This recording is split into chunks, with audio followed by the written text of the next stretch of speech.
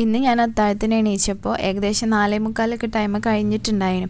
ഞാൻ താഴെ ചെന്നപ്പോൾ എല്ലാവരും അത്താഴമൊക്കെ കഴിച്ച് ഫിനിഷ് ചെയ്യാനായിട്ടുണ്ട്. ഞാനാണ് ലാസ്റ്റ് എണീച്ച് വരുന്ന ആൾ.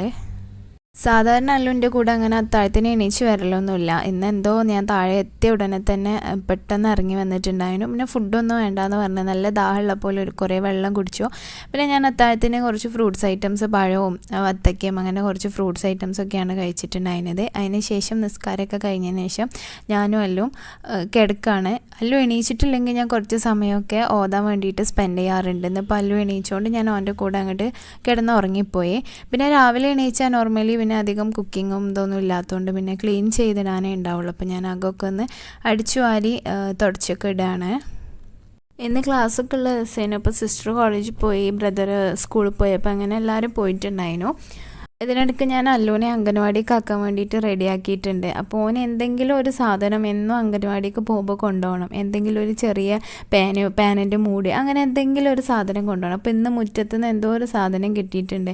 അപ്പോൾ അത് അംഗൻവാടിക്ക് കൊണ്ടുപോകാൻ വേണ്ടിയിട്ടുള്ള പെർമിഷൻ ചോദിക്കുകയാണ് എൻ്റെ അടുത്ത്. കുറച്ച് നേരം കഴിഞ്ഞപ്പോൾ ഞങ്ങളെ വീടിൻ്റെ ആയിക്കൂടെ മാക്സിയൊക്കെ കൊണ്ടുവരുന്ന 2 ചേച്ചിമാരുണ്ട്. ഇവർ സ്ഥിരമായിട്ട് ഇതിൽ കൂടെ വരുന്ന ആൾക്കാരാണ്. മാക്സി, ടോപ്പുകൾ അങ്ങനത്തെ ഐറ്റംസൊക്കെ ഉണ്ടാവും ഓരോ കയ്യിൽ. അപ്പോൾ അവർ വന്നിട്ടുണ്ടായിരുന്നു. പെരുന്നാളൊക്കെ അല്ലേ, അപ്പോൾ അതൊക്കെ അടുപ്പിച്ച് അവർ വന്നിട്ടുണ്ടായിരുന്നു. അപ്പോൾ നൈബറിൻ്റെ വീട്ടിൽ നിന്ന് എല്ലാവരും ഇങ്ങനെ നൈബേഴ്സൊക്കെ കൂടിയിട്ട് ഇങ്ങനെ നോക്കിയെടുക്കുകയാണ്.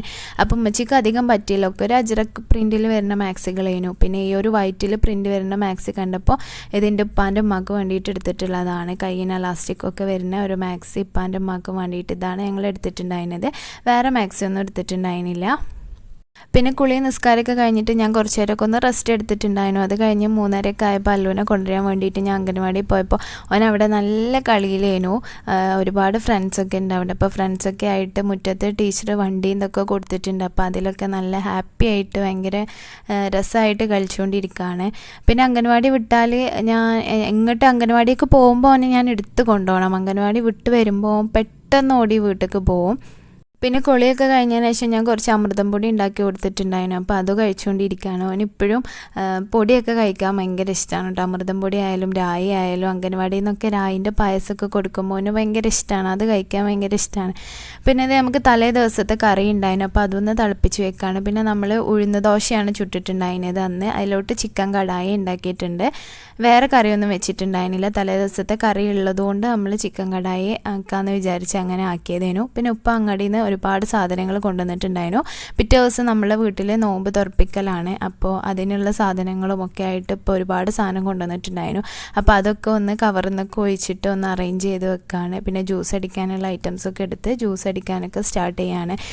ജ്യൂസ് അടിക്കാൻ ഇന്ന് ഷമാമനെ കൊണ്ടുവന്നിട്ടുണ്ടായിരുന്നു. അപ്പോൾ ഷമാമ ഞങ്ങൾ സാധാരണ നമ്മൾ വത്തക്കയൊക്കെ ചെത്തണം പോലെ അങ്ങനെയൊക്കെ തൊലി ഇങ്ങനെ ചെത്തിയെടുക്കലാണ് ചെയ്യൽ.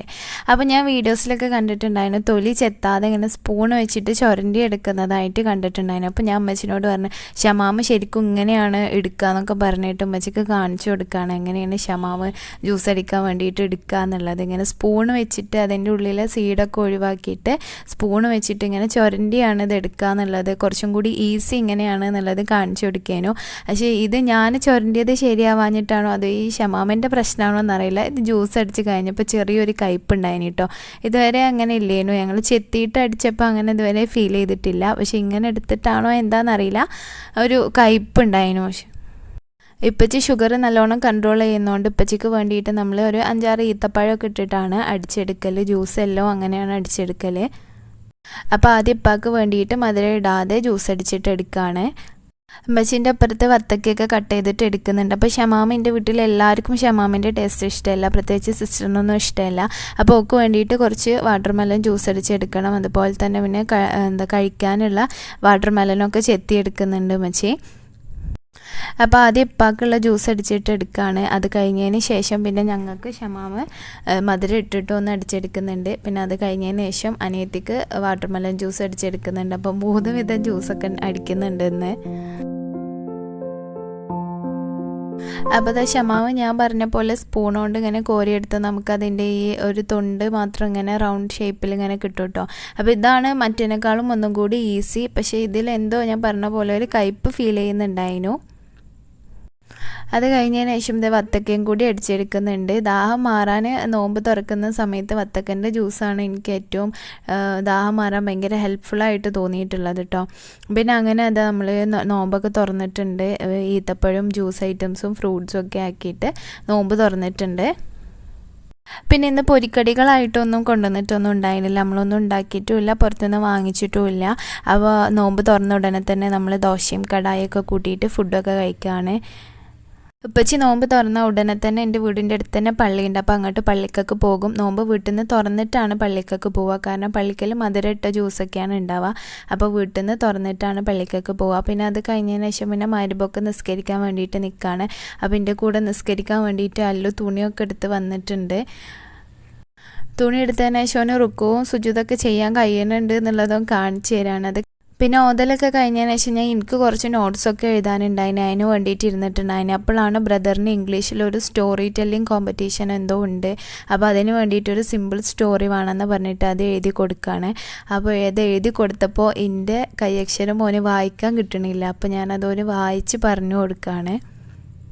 അപ്പോൾ പൊന്മുട്ടയിടുന്ന താറാവിൻ്റെ സ്റ്റോറി ഉണ്ടല്ലോ, അതാണ് ഞാൻ ഓന് എഴുതി കൊടുത്തിട്ടുണ്ടായിരുന്നത്. പക്ഷേ അത് ഓന് ഭയങ്കര ലെങ്ത്ത് കൂടുതലാണെന്ന് പറഞ്ഞിട്ടോ പിന്നെ അത് എടുത്തിട്ടുണ്ടായിരുന്നില്ല. വേറൊരു ലയണിൻ്റെ മൗസിൻ്റെ ഒരു സ്റ്റോറിയാണ് പിന്നെ ഓൻ ചൂസ് ചെയ്തിട്ടുണ്ടായിരുന്നത്. പിന്നെ ഇതോന് വായിക്കാനും കുറച്ച് വേർഡ്സൊക്കെ കുറച്ച് ബുദ്ധിമുട്ടാണെന്ന് പറഞ്ഞിട്ട് പിന്നെ ഈ ഒരു സ്റ്റോറി കൊടുത്തിട്ടുണ്ടായിരുന്നില്ല.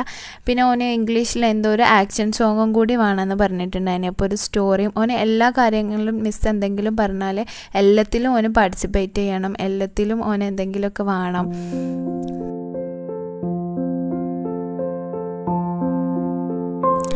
പിന്നെ ഇതാ ഇവിടെ ആക്ഷൻ സോങ്ങിൻ്റെ റിഹേഴ്സലാണ് നടക്കുന്നത്. അപ്പോൾ അല്ലുവിനും അറിയണ പാട്ടാണ്. അപ്പോൾ അവൻ പാടുമ്പോൾ അല്ലു അവൻ്റെ കൂടെ തന്നെ പാടി നോക്കുകയാണ്, ഓനെ അറിയണ പാട്ടായതുകൊണ്ട്. 5 little fingers clap clap clap എന്ന് പറഞ്ഞിട്ടുള്ള അപ്പോൾ എല്ലാവർക്കും അറിയുന്ന ഒരു സോങ് ഉണ്ടല്ലോ, അത് തന്നെയാണ് അവന് പാടുന്നത്. അത് കുറച്ചും കൂടി ഈസിയാണ്.